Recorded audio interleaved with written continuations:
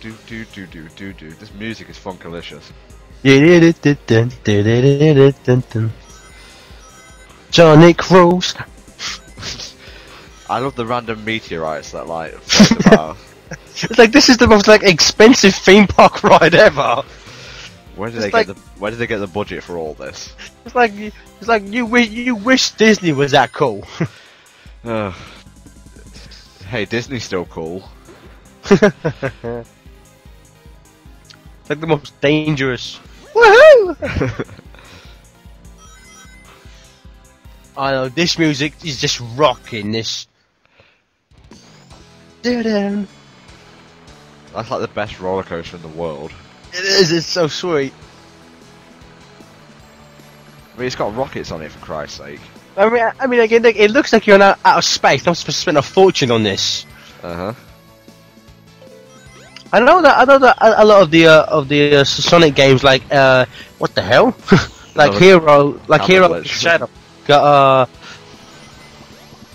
since they're done. I really think though that this SA1 has some really good level design. Indeed. Oh, these things are annoying. Like, forget you, bitch.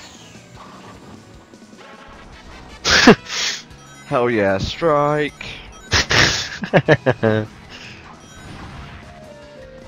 Like the most random roundabout ever. Yeah, in this is Amy's first level, and you spend the whole level basically running away from zero. That's good, really. It kind of puts like some tension on it. Yeah. I mean, with Sonic, you could just destroy him, but with Amy, you got to keep running.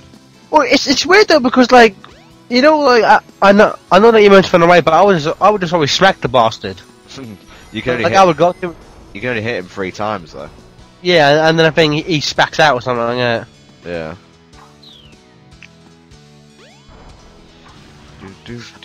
I'm not sure about you, Tom, but I will say this was the last game where, to me, it actually felt like a proper Sonic game.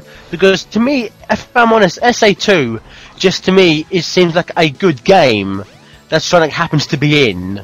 Yeah. Well, I mean, in terms of the 3D stuff, I mean, like, obviously, like Adventure, like Advance 1 and Rush feel like Sonic games, but to me, this was the last 3D one to actually feel like a Sonic game rather than just a good game that Sonic happens to be in. I see what you mean there. It is like a Mario Galaxy revival. Yeah, because I mean, like, you know, when he jumps, he uses the classic jump sound effect. You know, I mean, they think that this was the last 3D game to use that. I've said it before, and I'll say it again. Nintendo should like buy the Sonic franchise. Oh, lightning! I think I've actually said this before, but I think Sega should do the planning of the game and make like to Nintendo to finish it and make sure it's glitch free. Yeah, because if you look at the model of Sonic in Brawl, that's the best one it's seen in years. Oh, another thing that I think Sega needs to do is to pick one freaking model of Sonic and stick with it.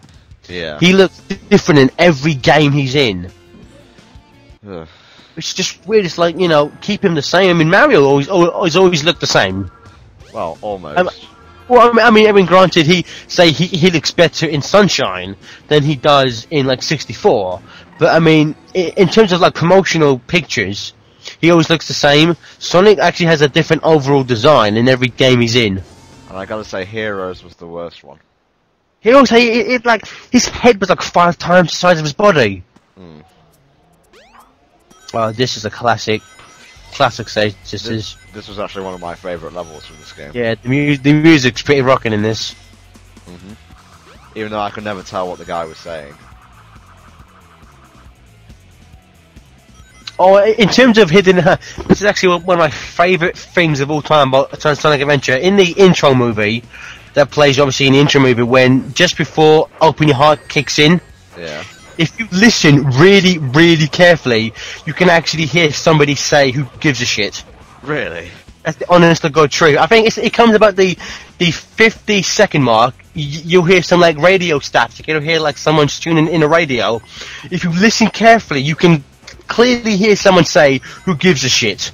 Oh, I gotta go look at that now. Which I thought was just the greatest thing of all time, because of course in Japan, Sonic has always been targeted at teenagers, and there's been swearing in Sonic games, so I think them saying shit wasn't really a big deal, and I think just that when it was translated into English, the people who were making it just didn't catch the fact that it said shit. Because I mean, I'd listened to that track for countless times before I actually heard it say, "Who gives a shit?" It's like one of those things that you try and listen to hear a ghostly voice. Yeah, it's like those older Beatle records that you'd play backwards and hear like, "Oh, I buried Paul" and stuff like that. I hate shit like that. It scares the hell out of me. This is true though. If you play, Ashley from WarioWare. Yeah. You ever played the WarioWare games? No, but I keep meaning to. I've heard they're good. If you play her theme backwards, it says, "I have granted kids to hell." It's what? If you play her theme backwards, it says something like, "I have granted kids to hell." That's a bit messed up for Nintendo. Seriously, go look at it on YouTube. Oh, I love this bit. Yeah, just this scene here. It's so cool.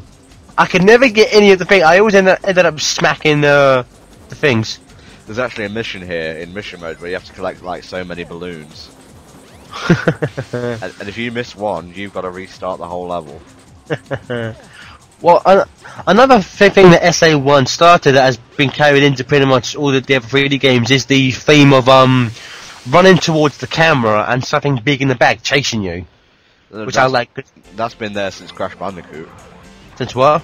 Crash Bandicoot. Well, no. I mean within the Sonic series. Ah, okay. This was the first game. It's like the way at the beginning, and of course it was used in SA2 when like the big truck chases you, and like in Heroes, but when that big weird boulder chases you. Yeah. But yeah. I think Crash Bandicoot did do it more effectively. Although Crash Bandicoot has become crap now. Pretty much. It hasn't been good since the old PS1 days. I think it was the only first 3 games that were good. First 3 games and his GBA games were good, but after that it went downhill. Kind of like the Spyro the Dragon games. Only the first 3 were good. Oh my god, they ruined it. Have you seen the revamp that they've done of Spyro? Yeah. It's terrible, isn't it? They've got Elijah Wood doing the voice. Bastards. I got nothing against Elijah Wood. He was amazing. Same here. Tom Kenny was perfect as him. Why would you want to replace Tom Kenny for? Tom Kenny. Anyway. Yeah, the voice of SpongeBob. SpongeBob and the current voice of Starscream in Transformers Animated. Very nice. Anyway, back to Sonic. Yeah, we've kind of gone off track here. Getting back in Station Square. I really loved all the moving about. See, look, story's going on. I stayed at a hotel last night. One of my favourite things, I'm not sure if you do it, but you see the entrance to the garage there, all the cars are going. Yeah. I was spending like hours trying to get down there, just to see what was down there. Oh yes, this is where you get the crystal ring.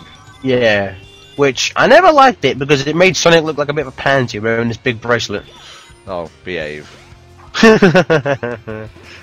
But yeah, I think I said this in our part 2 commentary that SA2 greatly improved the speed dash. Yeah, the light speed dash. Yeah, because I mean SA2 to just press B, SA1 you have to charge up for hours. If you notice, his eyes are green in this. In the Fleetway comic, his eyes weren't green until he like absorbed some of chaos. Yeah, I like that because in that bit it was really just so Sonic's official to the eyes are green, we have to change him now. Yeah. Wow. The fact that he says, "I'll cut him off at the Mystic Ruins," that's the direction Zero's going. It's not really cutting off as much as following. Yeah. Well, technically he does cut him off at the Mystic Ruins. Yeah. Although in terms of Fleetway, I really liked it, but I felt the Sonic Adventure saga was a bit off because I mean they redesigned all the characters and stuff. Well, they did it to fit into the Fleetway mythology.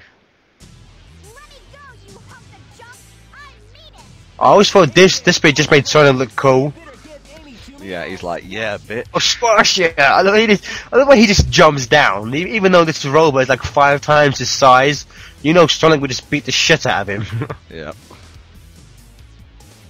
Even though he has that pansy ring, he's still cool. Oh, for God's sake. Why does Zero The remind me of like? isn't that? Sorry, What? go on. No, I'm saying why did the entire screen go out dark? The carrier isn't that big. What are you saying? So I was gonna say Zero looks like a rejected Transformer. If he wants to chase him, like I said, why didn't he just jump in the bloody, tractor beam? What are you gonna do? Right, the next level is actually Red Mountain, but we'll have to look at that next time. So see you all later. There.